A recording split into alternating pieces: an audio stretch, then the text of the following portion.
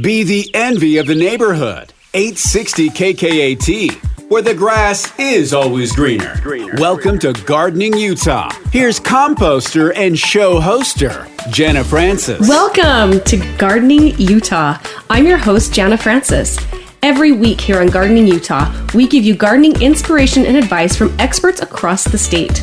We talk about all things vegetables, flowers, trees, shrubs, and of course, your lawn. Thank you for listening. We really hope that this show is something that you'll look forward to checking in with every week. Episodes drop every weekend on Apple Podcasts to hopefully inform and inspire you as you work in the yard or while you're out and about shopping at nurseries and garden centers. And we also air on KKAT 860 AM on Saturday and Sundays at 10 a.m. in Utah. At Gardening Utah, we'll make sure you stay in the know of the tasks that you need to accomplish each week in the garden. So make sure you subscribe to the podcast on Apple Podcasts or wherever you get your podcasts so you never miss an episode. I am so excited for today's show, and it's going to be a little different because our studios are closed because of coronavirus, like I'm sure many of you have been impacted by, if not everyone so far. So I'm recording this from my own studio this week and without a guest, but the topic we're about to tackle together here does not need a guest because I'm very experienced on this topic, and that is of backyard chickens. Right now, baby chicks are hard to find, both online and in stores, and consumers want more control over their food sources. And what some news sources are even saying is that people are panic buying chickens. So the demand for live chickens across the country has surged. So many hatcheries are taking orders 2 to 3 months in advance. But unfortunately, in most cases, this is not happening with experienced backyard chicken owners, such as myself, who have a lot of experience raising chickens. This is happening from people that think they need to have backyard chickens because they can't find eggs at the store. Now, that being said, raising chickens is a huge commitment, and it has some major pros and some major cons also. So in this episode, I'm going to deep dive into the subject. I'm going to give you all the pros of raising backyard chickens, and there are many. I'm obsessed. And all of the cons so that if you're interested in chickens, you're able to make the right and most informed decision for you and your family. And even if you're not interested in raising backyard chickens, I promise that this will be an interesting episode and you will learn something that will totally change the way that you look at chickens and eggs forever. So we'll get into all of that in a minute. But first, the tip of the week. 860 KKAT with your Gardening Utah tip of the week. My tip of the week are the tasks that you can do this week in the garden. Let's start off with what you can plant. As far as vegetables, here is what you can direct sow outside in your garden right now around the first week in April in most areas along the Wasatch Front. You can direct sow vegetables including cabbage, cauliflower, kale, kohlrabi, collards, and potatoes, peas, fava beans, all salad greens like lettuce, Swiss chard, spinach, and mustard greens. And then you can also plant root vegetables like carrots, radishes, beets, and onions as well. And here are the vegetables you may have already started but need to be indoors in direct light. Vegetables like tomatoes, peppers, squash, and cucumbers. It's still too early to get those outside unless you have a special setup like a cold frame, a greenhouse, or a wall of water. So they'll get nipped by a frost sometime this month for sure if they're outside. So those you can start now, but you need to start them indoors and move them out sometime, depending on the weather, between the second and third week in May. So you can also plant all perennials this time of year, as well as shrubs and trees. And it's also a great time to transplant anything in your garden. So if you're wanting to move something from one spot to another, it's a great time to do it unless it's a spring bloomer, like iris or forsythia, or, regular bulbs that haven't even come up yet, like tulips or daffodils. So you want to leave anything spring blooming alone, but as long as it's not a spring bloomer, you can divide it and move it anywhere in your yard and you'll be just fine. And that was the tip of the week. Never miss a tip for your garden and never miss an episode. The Gardening Utah Podcast with Jana Francis at 860kkat.com/garden. Here's Jana Francis. So this is the part of the show that I talk about some of the gardening related events coming up in Utah. But I'm not even going to go there this week because clearly all of our lives have changed dramatically over the last 3 weeks. In fact, for many of us, our lives have done a full 180. And I'm not going to get into it because I want this show to be an escape from all of the sad news. And I don't want to focus on, the negative. I want to focus on the positive, and I want to focus on what we can do in our own homes and our own yards to make an impact. And the one point of note that I would like to say here is there is a huge resurgence in the interest of gardening. And I think part of it is the fact that we have a lot more time on our hands than normal, at least most people do. And then, the fear of going into a store and seeing complete shelves cleared off, I think has made a lot of people realize that, whoa, I need to figure out a way where I can at least provide the necessities for my family. And so I would like to call this and officially declare 2020 the year of the yard. Because really, there is just so much interest in gardening right now. And in a way, that makes me happy. As an avid gardener, someone who has been interested in gardening my whole life, starting from touring my grandmother's gardens here in Murray, it's just always been such a passion of mine. But I've noticed it's harder and harder to kind of infuse interest in the next generation. So if anything positive comes out of what's going on in all of our lives right now, it would hopefully be that even perhaps the next generation will learn a little bit of sustainability, how beneficial it is to be outside, and maybe, foster their own love of gardening. And really, right now, the nurseries are still open, and I really want to focus on the fact that, this whole show, part of my passion for the show is to really promote and help local garden centers and nurseries. And if anything right now, all these nurseries are open because you can, at least most, you can walk, and shop the nursery and stay a very safe distance from someone else. And in fact, some of them are having a hard time keeping up on some of the demand. A lot of the seeds are completely gone at many of these nurseries. So, in fact, I was speaking with Greg from Replenish Landscape the other day, and they provide compost and wood chips and mulch and all that kind of stuff. And he was mentioning that, there's just so much interest right now, and that they've got, curbside delivery, and a lot of these nurseries do as well, where you can call, you can mention what you want, and they will bring it right to your door, or you can go and pick it up directly. Or, I know that Progressive Plants, Cameron Alcott was my guest in last week's episode, and they actually have online shopping where you can shop at progressiveplants.com and go and pick them up from the nursery. But when we come back after this, we are going to talk all about that, as well as the benefits of spending more time outdoors, and we're going to deep dive into backyard chicken owning. Stay with us. She's more than just gardening puns and sage advice. It's Gardening Utah with Jana Francis on 860 KKAT.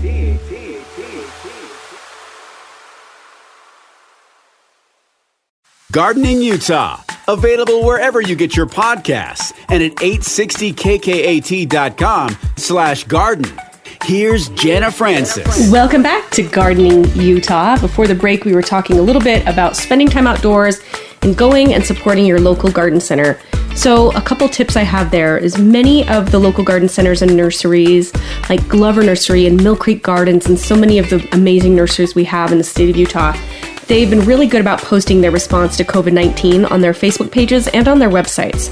So have a look, on their websites or Facebook page before you go, or give them a call.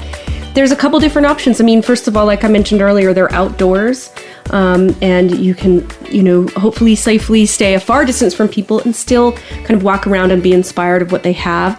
But also, again, many of them have online ordering or phone ordering and contactless pickup, where you can go and pick your items up at the nursery, or perhaps they also have delivery. So definitely look into that. And it's more important than ever to support local and to support our local garden centers. So definitely give them a ring and get out there and grow, spend more time outdoors right now. It's the perfect time to do it. We always have this thought, like, one of these days I'm going to do that, but I just need more time.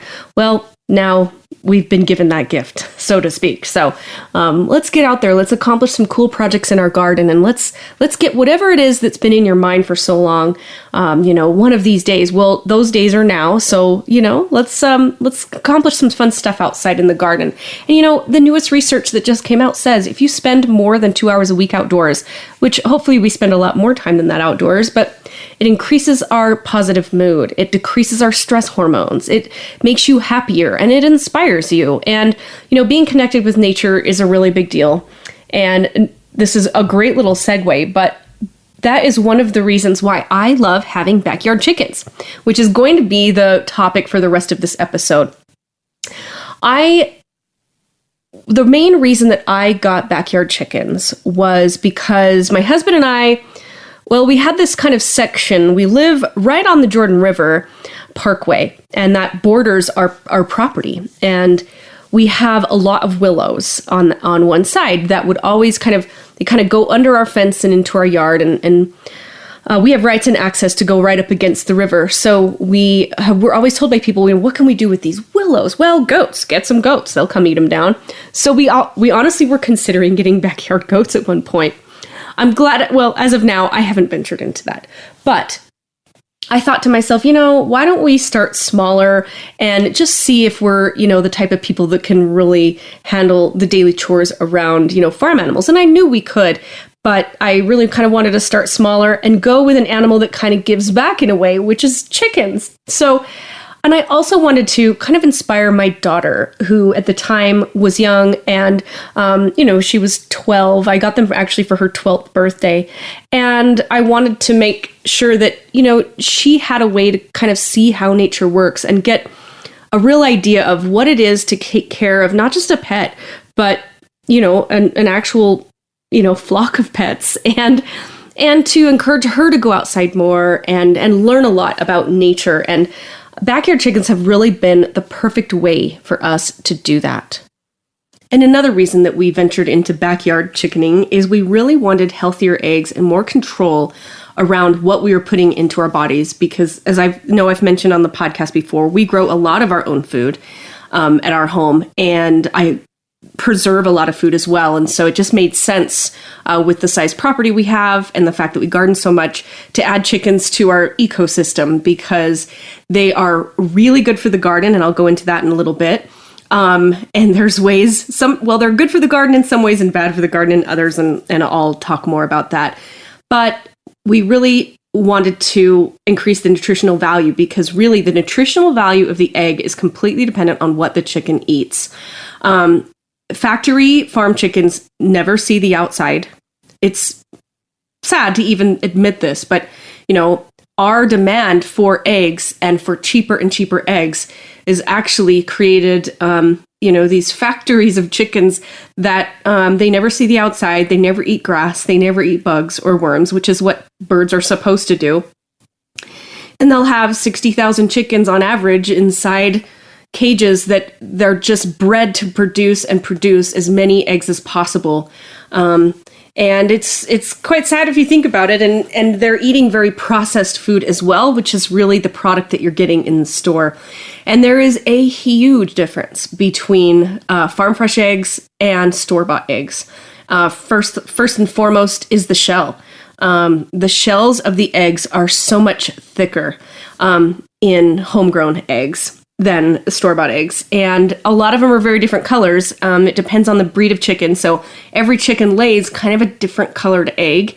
And so it's kind of fun. Every breed that we have is different. And I did that on purpose so that we would have a completely, colorful looking set of eggs. And also the eggs have a much brighter orange yolk. The healthier the chicken, the brighter the orange, but that can be manipulated. I know that some quote unquote cage-free farms will feed dried marigold flowers to the chickens to brighten up those yolks. But in general, if they're chickens that are outdoors and they're not in a factory, they're going to have a much brighter yolk. And the white of the egg is a lot more thick. And there's just, at first I thought, oh, it's going to be kind of weird to like eat an egg from my backyard. Like that just seems so strange at first. But now when I see a store-bought egg, I'm the complete opposite than I used to be. Now I'm just like, ooh, yuck. I don't know that I could actually eat one of those. But so I did a complete 180 there. But that was another reason that we did get chickens. Was we really wanted the benefits of them, not only for us, but in the garden. So anyway, let's talk about whether or not you are personally, set up to have chickens. And one of the number one things that the very, very first thing that you need to figure out if you're considering backyard chickens, this is exactly where you start. The very first thing you do is you check the regulations, because there is no sense even researching and looking into it and spending time focusing on whether or not you guys are going to get backyard chickens if you can't have them where you live. So you really need to check with your town or municipality to make sure that chickens are allowed where you live. So check the zoning in your area. That is the very first step. And you'll want to find out, and preferably get it in writing, if there's a limit to how many chickens you can have, whether or not you're allowed roosters. Most towns don't allow roosters. I know that where I live in kind of Murray-Taylorsville, they're not allowed. But don't worry, you don't need a rooster for the chickens to lay eggs. That's a big misconception. Some people think you have to have a rooster, and you do not. Hens lay eggs on the daily for the most part without roosters all the time. You only need a rooster really for protection of the flock and for reproduction of the flock. So find out if you can have roosters or not. Most of the time you cannot, depending on where you live. And then there's also they're very likely to be zoned for noise, nuisance, sanitation. But many towns and cities are slowly relaxing the laws on keeping chickens, just due to public demand, because really, hens are not loud. Yes, they have a song that they sing when they lay their egg. It's called the egg song, and not all do. But it's not anything dramatic like roosters crowing nonstop. The ironic thing is I live on the river, and the geese are the loudest thing there is in the world. A rooster would be just no big deal. But many roosters around each other can obviously be quite a nuisance. So number one, check your zoning, because sometimes there's rules on how far away the coop can be from your neighbor's property line, and how far away the coop and run needs to be from your house. So there can be a lot of restrictions there, and many times you need a permit for your coop. So before we got our chickens, we made sure how many we could have based on our property size, and then we had to get a permit for our coop. So get all of that taken care of with your city first. It's just a quick call. Many times you can find it out online as well. So get that all taken care of before you even start. So that's number one. Number two, you need to understand that chickens can be expensive. It is not cheaper to have chickens than it is to just go to the store and get chickens. It is an investment. And really the number one investment that you're going to have for your chickens is the coop. The coop can definitely be the number one expense. Now, my number one piece of advice there is the coops that you see in the stores, and I apologize to the stores, but the pre-made coops do not last. They are most likely and most often way too small for the amount of chickens that you'll probably want to get, as well as they just do not last. They don't last through the heat of the summer and the cold of the winter, and it makes a lot more sense to really get a built to last coop set up before you ever even start with your chickens, because it is a project and it is an investment. Sometimes it can be, depending on how handy you are, you can build a coop and you just have got the building materials. There's a lot of coop plans online. If you type in just like chicken coop plans, there's some beautiful coops. You can sometimes turn a shed into a chicken coop, but in general, I mean, I could talk for an entire episode on pros and cons of chicken coops, and the things that you need to look out for in the coop. But the main thing I will say is you're not going to have a lot of success with the prefab and the pre-made coops that you can buy. You really need to either have someone build one or turn a shed into one. which you're going to need a lot of ventilation and windows and doors and that kind of thing. And you can Google all that, but really the coop is number one. Because a lot of people will go out, they'll get excited, they'll go to IFA or wherever, and they'll buy a bunch of chicks, and then it's like, well, now what, right? So really, the top two things you need to handle before you get your chickens is, can you have them in the first place, and where they're going to live. And again, they can be expensive. I mean, a chicken maybe costs $3 to $5 per chick, but there are so many other expenses. Like I mentioned, the coop's number one. And then their feed is really number two. And it's not that expensive to feed chickens. It's they can eat a lot of your kitchen scraps and a lot of they love to eat the bugs and the worms. And depending on your setup, they will get a lot of nutrition just from the ground and the garden and the grass. But they definitely need a balanced poultry feed available to them at all times. And they kind of self-regulate. Chickens don't really overeat their own feed. They're incredibly bright animals as it relates to what they can and can't eat. So just know that, chickens can be, they definitely can be an expense.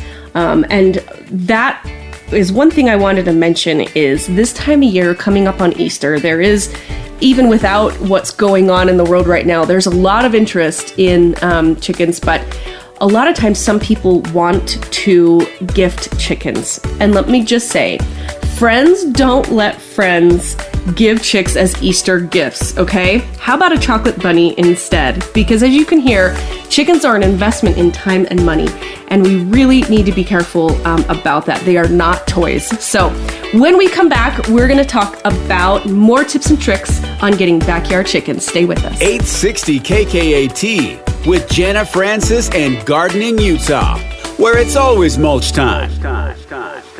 Savvy moms everywhere are shopping at Steals.com, a trusted daily deal shopping website for moms, babies, and kids. At Steals.com, quantities are limited, so act fast. Steals.com has an amazing selection, all at prices up to 70% off. Steals.com. She really does have the nicest yard on the block. It's Gardening Utah with Jana Francis on 860 KKAT. Welcome back to Gardening Utah. So before the break, we were talking about how this time of year, it's spring and there's lots of baby chicks in the stores and Easter's coming up, and a lot of people, believe it or not, want to just go buy a little chick and put it in their kid's Easter basket. And I was just mentioning, please don't. Friends don't let friends buy baby chicks as Easter gifts. Chickens are social animals, and they need partners, and they need protection, and they need daily care, and they're not toys. And 100% of the time, baby chicks grow up into big chickens, and they need heat, and they need food, and they poop everywhere. So if you're considering getting chickens and you're prepared with a brooder and your coop, and you have room for your coop and you're ready to go, then totally give the kids some chicks for Easter. But as far as gifts for people that aren't expecting it and that aren't prepared, absolutely not. I wish that the stores wouldn't allow people just to buy one chicken, but then again, some people will buy 8 and gift 8 different people. We've even had that happen in a surrounding neighborhood where there was just a random chicken always outside running around by itself. And that's just absolutely not fair. And it was given to them by someone at Easter time. So they just put it outside. Well, that's just completely cruel. Okay. So in this segment, I figured we will talk about the 4 reasons not to get chickens. And then after the next break, we will talk about all the reasons to get chickens. And again, I think that the pros far outweigh the cons, but it's really good to know what you're getting into before you make this investment, because it happens every day where people will get excited, they get baby chicks, or they'll even get hens from someone else, and then it doesn't work out, and then you're faced with a tough decision. And trust me, you're going to fall in love with these things. Chickens are amazing. They all have their own sweet, darling personalities, and your kids fall in love with them. And it's really, really tough if you have to make a hard decision to give them up. So we talked in the last segment a little bit about making sure that if you're going to have chickens, number one, you want to make sure you can have them in your zone or where you live. You have to check the zoning first. That's step one. Step two is preparing a coop, having a place in your yard where they're going to be safe from predators. They have to have a coop, and a lot of people don't realize that. A chicken coop needs to have a place where they sleep, which is called a roost. It's basically a roosting bar. Kind of mimics nature where chickens will just fly up into trees. But they've really got to be protected at night and locked in a coop and covered, because the reality is this. Everybody loves chicken. Everybody and everything. Hawks love chickens. Raccoons love chickens. Fox love chickens. Owls have chickens. Love chickens. Mice love chickens. Although the chickens quite often will eat the mice. But the mice jump around to eat the poop and the food and anything that the chickens have left on the ground. So every animal loves chickens, and they have to be protected from predators. And even if you think, oh, there's no hawks in my neighborhood, or I've never seen a raccoon, you're never going to see the raccoons because they're nocturnal animals and they hide from humans. I guarantee you that if you get chickens, raccoons will find them. So there is an absolute science to having the right coop set up and the right run set up so that when they come out of the coop at night or in the morning, that they have a protected place where they can be in nature, and it does need to be protected from above with we call it hawk netting, but it's basically like plastic hardware cloth, or it just depends on your setup, and there's lots of different ways, and I definitely suggest doing a lot of research on that based on where you live and the type of yard that you have. If you've got a yard with tons and tons of trees, then that you really can't even, I have a neighbor that doesn't have any hawk netting, and her chickens free range her backyard during the day. She doesn't have a problem from flying birds because they really need a place to get some speed in order to do a ton of damage. But where I'm at, and I right across the street don't have the trees, and I've had hawks come down to try to kill my chickens even while we were 10 feet away. So they've definitely got to be need to be protected. And then the noise. You really want to be conscientious of the fact that where you put your coop, because you don't want it to be a nuisance for your neighbors. It's one of those things where you love your dog so much, but your neighbor probably doesn't, right? And it's the same thing with chickens. Now, again, hens are nowhere near as loud as roosters, and you don't need a rooster in order to get eggs from your backyard chickens. But they can definitely, hens will sing their egg song anytime that they lay an egg, not always, but sometimes. And then chickens are usually pretty kind of annoyed. I don't know how to describe it, but they're just usually really wanting, they're never satisfied. They always want more. They want more treats, or they want more space, or they want. And I mean, I love my chickens, don't get me wrong, but they're never quite satisfied. So sometimes they make kind of a screeching noise. But it's definitely nothing like, if you live in a place where you have a lot of geese or anything like that, they're nowhere near as loud as geese. And I've never once had a neighbor complain about the noise of my hens. I have 7. But they definitely make noise. And so, some neighbors love it, some neighbors don't. So maybe you share eggs, but I would definitely talk to your neighbors beforehand. So another thing about backyard chickens that a lot of people don't realize is you have to have a backup plan.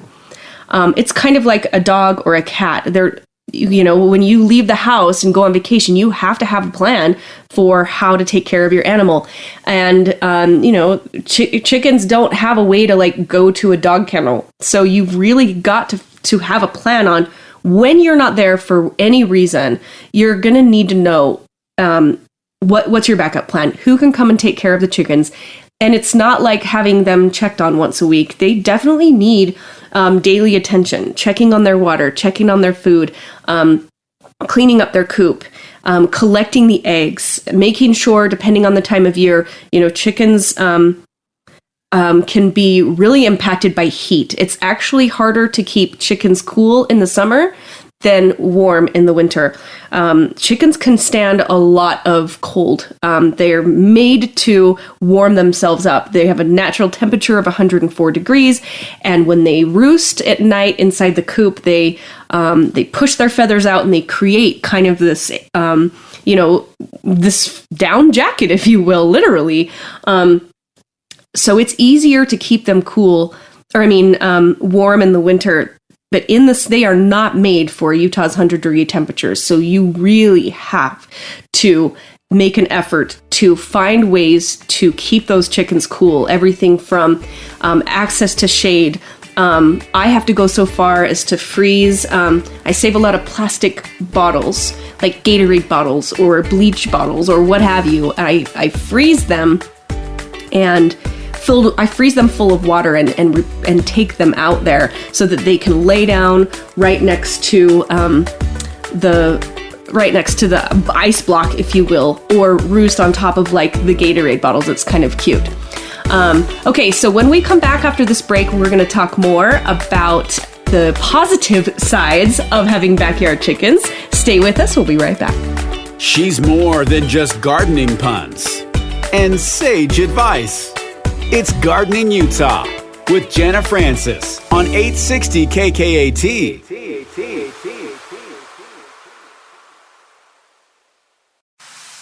860 KKAT with more of the fastest growing show on radio. It's Gardening Utah with Jana Francis. Welcome back to Gardening Utah. I'm your host, Jana Francis, and we have been talking about the pros and cons of backyard chickens so that you can know whether or not this is something that you would want to get into, because a lot of people right now, as I mentioned earlier in the show, they're panic buying chickens in all the stores and may not be quite familiar with what they're actually getting into. So the main thing that I've been going through so far is the fact that you have to make sure that your zoning allows it. You have to have a coop ready to go so that when the baby chicks turn into big chickens, that they have a predator-proof place to live that protects them from the hot weather and the cold weather. And the other thing that I wanted to also bring up is that, and this is a pro and a con, is that they lay a lot of eggs.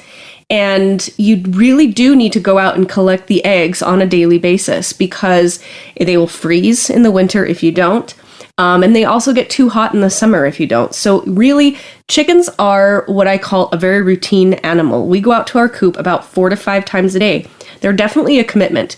Now, some people do have like automatic coop doors and those kinds of things. I don't right now. So we have to go out at dawn and dusk, really. So chickens are very, very routine animals. And it's fascinating to watch them go. They know exactly when it's time to go into their coop, and it's right as it barely starts to get dark. And one by one, in their whole pecking order, they go marching into their coop, all on their own, because it's their way of protecting themselves from predators at night. And also, a little known fact is that chickens can't see in the dark. And so they know this and definitely find a way to roost up right before they go to bed because it's a protective mechanism, and it's quite fascinating. So you have to go out, obviously, in the evening and lock them up as soon as they've gone into coop up. And of course, like I've mentioned earlier, checking on them to make sure they're not overheating, that they have a place with shade, and checking their food and water and collecting eggs. So you really kind of have to be routine. But I think that's also positive because, as I mentioned earlier, one of the things that I wanted backyard chickens for is to really get my kids outside more and to really teach them the value of this kind of a thing. And it's fun. It forces you to go outside, and it's kind of fascinating what you learn from chickens. So again, laying a lot of eggs is a pro and con. Now, a lot of people think a chicken lays an egg or two every single day, and that's not true. So it really depends on the breed. The breed of chicken will determine how many eggs they're going to lay in a week. But on average, every chicken lays an egg about every 26 hours. So I can already tell, okay, this chicken laid an egg today at 8 a.m. Tomorrow they're going to be in the nesting box at 10 a.m. And it's exactly what happens. So it's quite fascinating. But really depending on the breed. Some chickens lay 4 eggs a week. Some lay almost every day. It's very rare that a chicken will lay every day. I know that a lot of factory breeds like Whitehorn, or I think it's called Leghorn, white Leghorns, they will, that breed does lay pretty much every day. And I have a mini version of those chickens, and she lays beautiful little white eggs, but most of my eggs are brown, and I even have a green egg. It's called an Easter egger, and she lays the cutest little green eggs, but really only about 3 to 4 times a week. So the things that it can impact how many eggs you get from your chickens are light.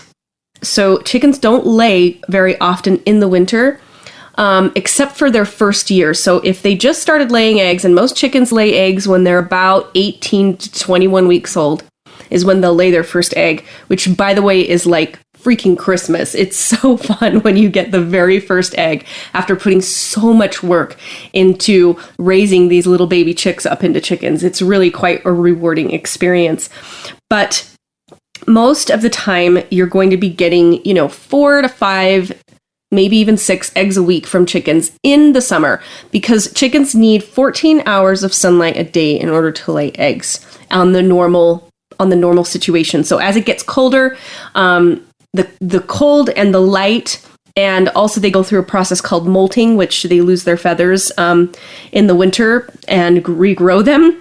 And when they go through molt, they don't lay either, because it's giving their body a break. So that being said, on average, you're going to be getting, 4 to 6 eggs a week per chicken. So you need to really do the math to decide how many eggs is my family already eating. And if you're just trying to replace the supply of not wanting to have to buy store-bought eggs at all, then you just figure how many eggs you're going to eat, and then figure that you're going to get about 4 to 6 eggs a week, and then pick how many chickens you're going to want from there. I have a family of 6 in my home, and we have 7 chickens, and we have usually, it's enough eggs for us and enough to share with close friends and family. It's not enough to sell or anything of that nature, but it is enough to, we never go without. We always have extra eggs. So, but it's not out of control. We don't have too many eggs. So really, now to the fun part, of backyard chicken owning is how fun they are. And the chickens have such unique personalities, and you just don't realize it until you start to get to know them. Every one of my chickens are so unique and so different. One is like kind of panicky and freaks out easy. Another one's just so chill and, always in the back of the line, doesn't care about anything. I have another one that's just the first one to dig up all the worms and just kind of really follow you around the yard and that kind of thing. Because we do, on occasion, when we are out gardening and in the yard, we will let them out of their run during the day, and they can kind of follow us around while we dig around in the garden and dig for worms. But chickens will literally destroy your garden. They will eat all the flowers, all the grass. They scratch around, and even the flowers that they don't eat kind of get destroyed because they scratch and they kick. And so that's one thing you really need to know. But they absolutely, and here's another big benefit of having backyard chickens, they keep the bugs way down. They love earwigs. They love grasshoppers. They love caterpillars, and centipedes and spiders. And it's really amazing to watch them. They can devour a whole section of bugs so quickly. So if you've never seen a chicken eat a grasshopper, it is quite a sight to see. So keeping the bugs down is a huge benefit to having backyard chickens. And as well as their poop, they poop a lot and everywhere and anywhere they want. And it really can be when you're, cleaning the coop, if you're using like shavings, like wood shavings in the coop, putting that right into the compost, it's phenomenal compost for your garden. You do need to age it out and let it, compost for many, many months, up to 6 months.